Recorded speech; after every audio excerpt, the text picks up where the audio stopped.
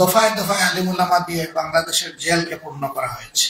দাগি, খুনি, রাহাজানির নায়ক, ধর্ষক, চোর, বাটপা, লুটেরা তারা বুক ফুলে দাপিয়ে বেড়াতো বাংলাদেশের রাজপথে। আর আলিম উলামা যারা মানুষকে সংশোধন করবেন, সমাজের ইসলাহ করবেন, তাদেরকে রাখা হয়েছে জেলে। আমি সর্বশেষ গ্রেপ্তার হয়েছিলাম 2022 সালের 12 ডিসেম্বর রাত্রে 1:15টার সময়। সিটিটিসির মেহমান হিসাবে ছিলাম 13 দিন। সেখানে আয়নাগরে আমাকে রাখে নাই, কিন্তু আয়নাগর আমি দেখেছি। বহু আলিম উলামা, বহু দিনদার মুসলমান, কেউ 14 মাস, কেউ 10 মাস, কেউ 8 মাস, মিনিমাম পেয়েছিলাম 2.5 মাস। তাদেরকে এখানে রাখা হয়েছে। তারা জানে না তারা কোথায় আছে, তারা জানে না তাদের আপনজনরা বেঁচে আছে, আর তাদের আপনজন জানে না যে ইনারা বেঁচে আছে। মুখ ফুটে কথা বলার কোনো সুযোগ ছিল না, চোখের ইশারায় কথা, হাত তুলে এরকম একে অন্যের জন্য দোয়া ছিল। এরকম একটা শ্বাসরুদ্ধকর পরিবেশ ছিল, বিশেষ করে উলামায়ে কেরামের। এখানে আলিয়া আর কওমের কোন বাস বিচার ছিল। যিনি ইলমে দ্বীনের খেদমতে থাকবেন, যারই পছন্দ হয়নি তারই ঠিকানা এরকম হবে। 13 দিনের পরে কোর্টে আবার নেওয়া হলো, কিন্তু আদালতে তোলা হলো না। যে গাড়িতে আমাকে নেওয়া হয়েছিল মনে হয়েছে দুর্দর্শ কোনো সন্ত্রাসীকে গ্রেপ্তার করা হয়েছে। সোয়াট, র্যাব, এপিবিএন, পুলিশ, 4টা বাহিনীর শতাধিক ফোর্স দিয়ে আমাকে ঘেরাও করে আদালতে নেওয়া।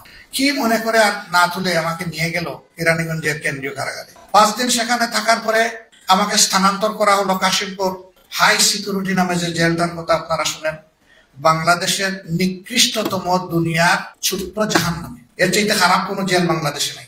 নেওয়ার সময় গাড়িতে আমরা 38 জন মানুষ ছিলাম। আমাকে পছন্দ হয় নাই কি কারণে আমি জানি না, আমি ছাড়া বাকি সকলের হাতে হ্যান্ডকাপ, পায়ে বেড়ি। এর মধ্যে কয়েকজন বিজ্ঞ বয়স্ক আলেমও ছিলেন। একজন আমাকে বললেন, আমি প্রথম দিন আপনার জন্য কিছু হাদিয়া পাঠিয়েছিলাম, আপনি কি পেয়েছিলেন?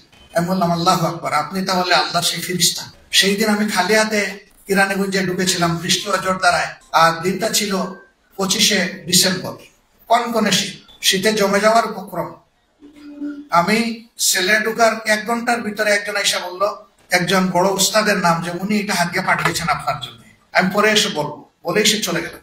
আমি আলহামদুলিল্লাহ খুললাম, খুলে দেখলাম আমার জন্য ওই সময় যা প্রয়োজন সব এখানে পাঠানো হয়েছে। আল্লাহ, আমি মনে মনে আল্লাহর এই বান্দার শুকরিয়া আদায়ের অপেক্ষা। গাড়িতে উঠে হাতে হ্যান্ডকাপ আর পায়ে বেড়ি পরা, মাথায় পাগড়ি। এই উস্তাদ যখন আমাকে বললেন যে আপনি কি আমার হাদিয়াটা প্রথম দিন পেয়েছি, আপনি আল্লাহর সেই ফেরেশতা কিনা, বলেই আমি কাঁদতে শুরু করলাম। আমার যদি শক্তি থাকতো ওনার পায়ের বেড়ি এনে আমার পায়ে লাগাইতাম, হাতের হ্যান্ডকাপ এনে আমার হাতে পরাতো। ওই বাসে বসে বসেই শুনলাম উনি দেশের বিভিন্ন জায়গায় 22টা মাদ্রাসা নিজের উদ্যোগে গড়ে তুলেছে, এবং তিনি শুধু যাত্রাবাড়ি এলাকায় তার মাদ্রাসায় 8 থেকে 8,500 ছাত্রের অভিভাবক। বড় আফসোস হল, আহারে এই মানুষগুলা তো এই জমিনের গুনাহগারদের জন্য দোয়া হালতে তারা থাকবেন, তাদেরকে মুক্ত থাকার কথা ছিল। আমি তাকে চিনতাম, তার নামটাও শুনি নাই, জীবনে কোনোদিন দেখি নাই, মুলাকাত করি নাই, সালাম বিনিময় হয় নাই। তিনি কেমনে বুঝলেন যে আমার এগুলা প্রয়োজন? আমি তাকে জিজ্ঞেস করলাম, ভাই আপনি কেমনে বুঝলেন যে আমার এগুলা লাগবে? বলে যে আপনাকে যখন নিয়ে যাচ্ছিল তখন আমি তীর্যক দৃষ্টি দিয়ে আপনার দিকে তাকাচ্ছিলাম। আমার মনে হয়েছে যে আপনি এইভাবেই ঢুকছেন, আপনার আর কোনো সাপোর্ট নেই। পরের দিন আমার জন্য জেল কর্তৃপক্ষের কিছু জিনিস এবং বাইরে থেকে কিছু জিনিস কিনেছে। ওই রাত্রেই তো আমি বরফ হয়ে যেত।